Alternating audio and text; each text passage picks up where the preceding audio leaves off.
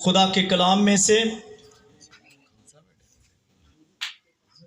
متی کی انجیل اور اس کا 10 باب اور اس کی 38 آیت میں پڑھوں گا۔ جس کے پاس زندہ خدا کی آواز مقدس ضرور میرے ساتھ کھولیں۔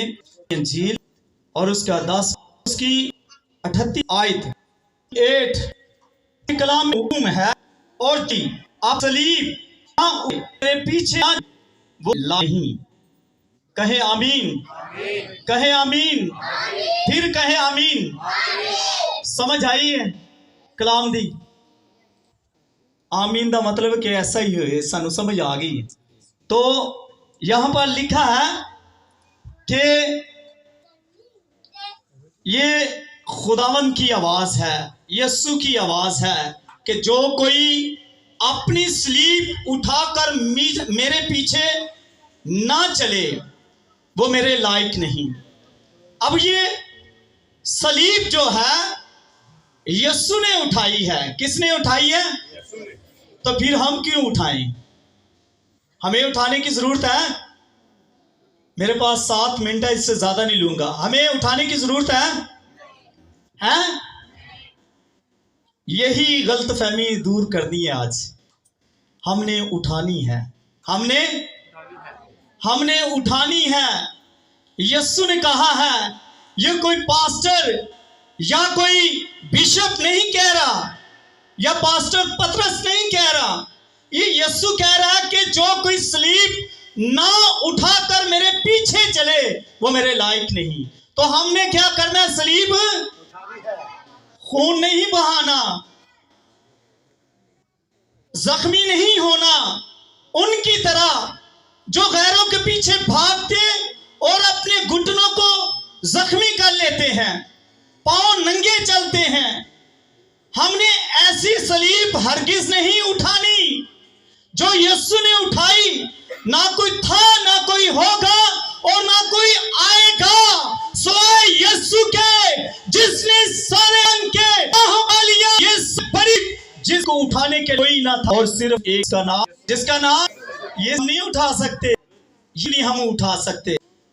ہماری صلیب ہے وہ کے منہ فاز، وہ صلیب شفقت کی، محبت، پیار کی، معافی کی، میل ملاپ کی، اور ایک دوسرے کے ساتھ عاجزی کے ساتھ پیش آنے کی، بہتری چاہنے کی اور دوسروں کی ترقی چاہنے کی۔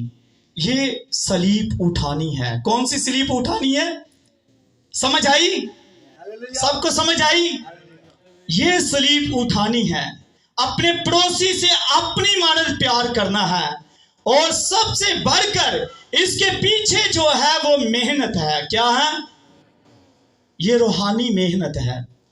جب چڑیا گھونسلہ بناتی ہے تو اس کے بچے پیدا ہوتے ہیں، تو وہ پرواز کرتی، محنت کرتی ان کی غذا کے لیے، اور بچے جب کھاتے ہیں، جب بڑے ہوتے ہیں، تو کیا وہ گھونسلوں میں بیٹھے رہتے ہیں؟ بیٹھے رہتے ہیں؟ وہ پرواز کرتے ہیں، وہ خود محنت کرتے ہیں، وہ خود تلاش کرتے ہیں۔ اگر اس کا بچہ جوان ہو جائے اور اس کے بعد محنت نہ کرے، پرواز نہ کرے، تلاش نہ کرے، تو کیا ہوگا؟ یا تو خوراک نہ کھائے گا تو کمزور پڑ جائے گا۔ اگر وہ پرواز نہ کرے گا تو بہت سارے شکاری اسے شکار کر لیں گے، اور خوراک نہ کھانے کی وجہ سے بھی وہ کمزوری کی حالت میں مر جائے گا۔ جب نوجوان ہو جاتا ہے بچہ، تو پھر اس کا کام ہے محنت کرنا۔ یسوع مسیح یہاں پر صلیب اٹھانے کا جو مین مقصد ہے، جو ایمان لے آیا، جس نے یسوع مسیح کو قبول کر لیا، اس کے اندر محبت نظر آنی چاہیے، اس کے اندر پیار نظر آنا چاہیے، اس کے اندر شفقت نظر آنی چاہیے، اس کے اندر بھلائی نظر آنی چاہیے، اس کے اندر اپنی مانند پڑوسی سے پیار کرنے کی ضرورت ہے۔ اور اسی طرح دیکھتے ہیں کہ میں پڑھ رہا تھا پالوس کے بارے میں، جو پاؤل ہے، جو میں دیکھتا ہوں وہاں پر وہ جب روم کی طرف گیا اور جہاز میں بیٹھا ہوا تھا اور اس کے ساتھ بہت سارے لوگ شامل تھے اور اسے قید کی حالت میں جہاز میں روم میں لے جا رہے تھے اور روم میں اس نے کیا کرنا تھا؟ گواہی دینی تھی۔ کیا کرنا تھا؟ جس کے پاس بیٹا ہے اس کے پاس کیا ہے؟ اس کے پاس کیا ہے؟ اس کے پاس کیا ہے؟ جس کے پاس گواہی ہے اس کے پاس نبوت کی روح ہے، اس کے پاس خدا کا کلمہ ہے۔ گواہی صلیب اٹھانا ہے، گواہی دینی ہے۔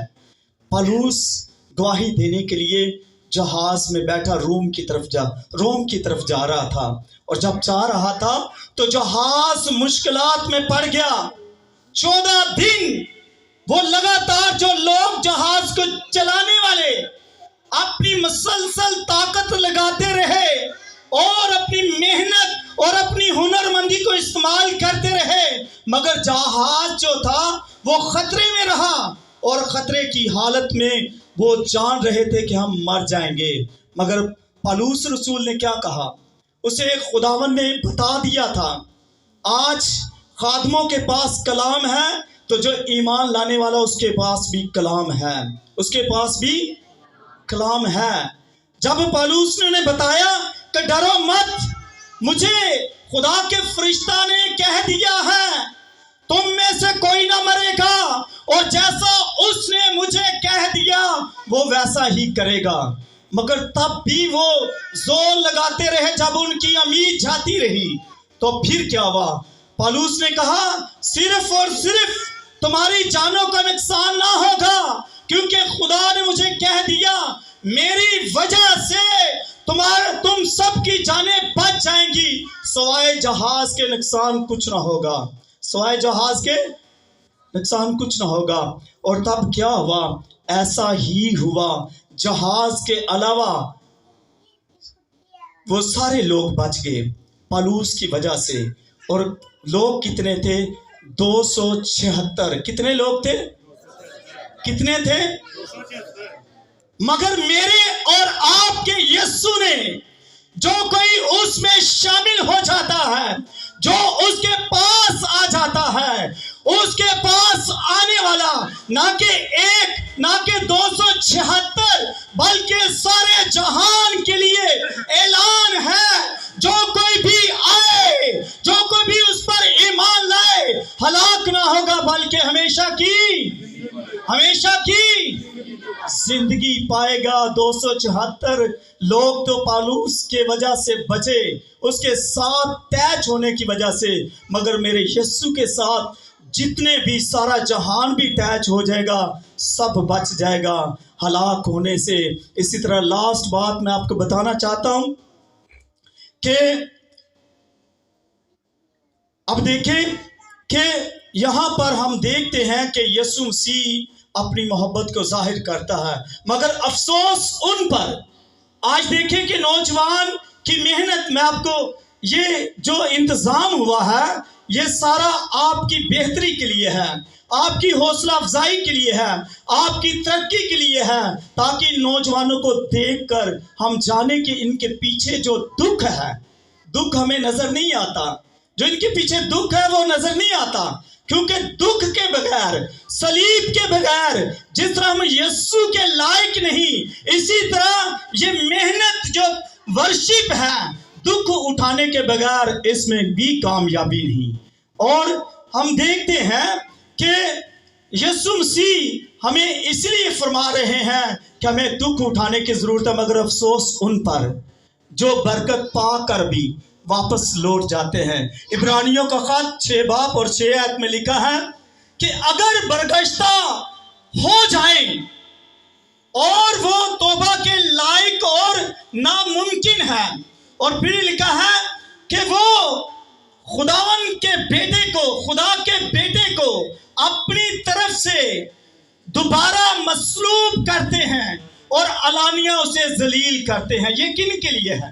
جو توبہ نہیں کرنا چاہتے، جو معافی نہیں مانگتے، گناہوں کو ترک نہیں کرتے، بری راہوں سے باز نہیں آتے، نفرت سے، جھوٹ سے، بے ایمانی سے، یہ ان کے لیے ہے۔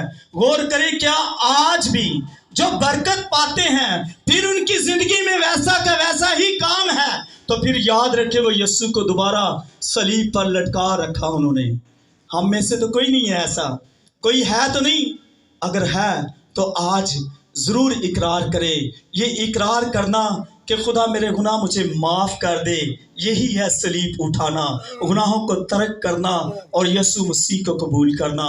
तब ही वो शख्स लायक है यीशु के, जो यीशु पर ईमान लाता और उसकी राह को कबूल करता। आए यीशु के लिए जोरदार तालियां बजाएं।